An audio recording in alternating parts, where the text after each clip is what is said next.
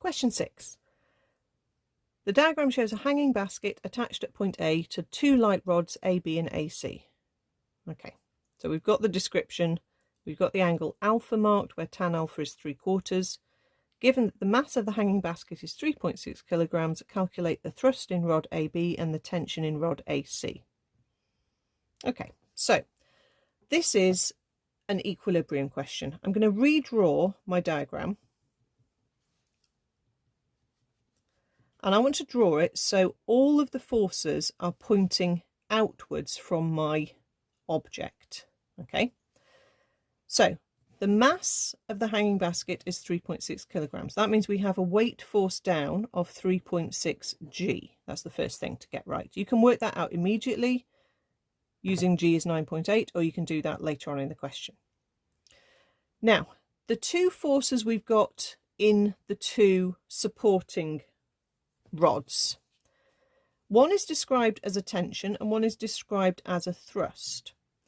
If you had, I'm just going to draw it on here, a force downwards, a force outwards in both of these rods, there is no way that system of three forces can be in equilibrium. They're not going to be. There's nothing pointing upwards or sideways to balance all of the down and across to the left. It's the diagonal, okay? This one is going to have to be pushing outwards, okay? Rather than having a force pointing from A to B, we need to think of it as a force pushing from B to A in that direction. So that's why they've described this rod differently. That rod is pushing from outwards, okay?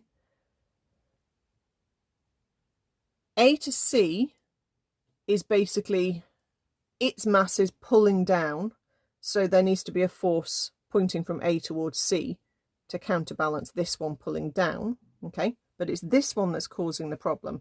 This needs to be redrawn, pointing away from our object, not pointing into the diagram, okay? So we've got three forces, and as soon as I redraw it like this, it starts to make much more sense, okay? So we have to work out the two forces. Let's call, I don't know, that one can be P and that one can be Q, or whatever two letters you want to use, okay? This is our situation. It's in equilibrium because the hanging basket is just hanging there, it's not falling. So we've got our forces balancing. Okay, so once we've got it set up as the question redrawn with this force pointing out from the object rather than into the object, we can see exactly how it's going to work. Okay, so an equilibrium balancing question. So forces to the right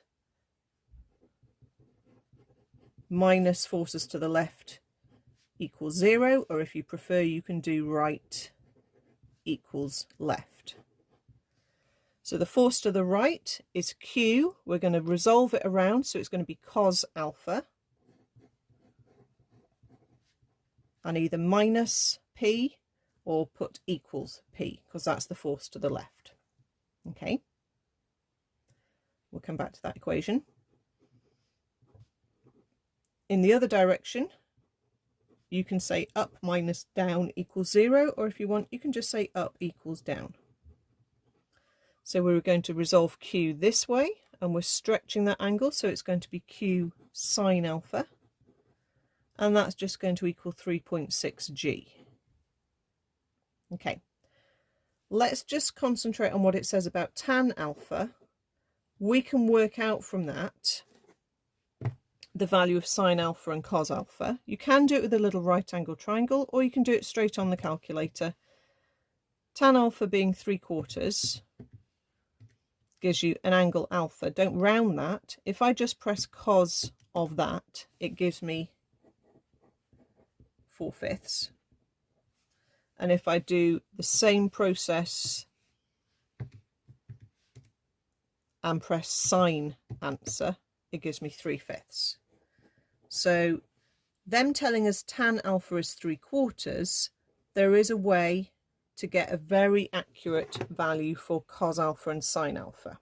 Okay, so that means I can input those values into here. I can see that the second equation actually is not going to cause me any problems, because as soon as I've substituted in sin alpha and I've substituted in 9.8, I can work that out straight away and find out the answer for Q. So 3.6 multiplied by 9.8 divided by 3/5, or times by 5/3 if you prefer, gives me 294 over 5, which is 58.8 newtons. If I go back to my first equation, I can put 58.8, and I've not rounded that, so that's fine. Cos alpha was 4/5, and I can work out P. So 4/5 of that gives me 47.04 newtons for P. So let's just make sure we know which one is which. The one that was the thrust in the rod AB was my force Q, and the one that was the tension in AC was my force P. Okay, that one's done.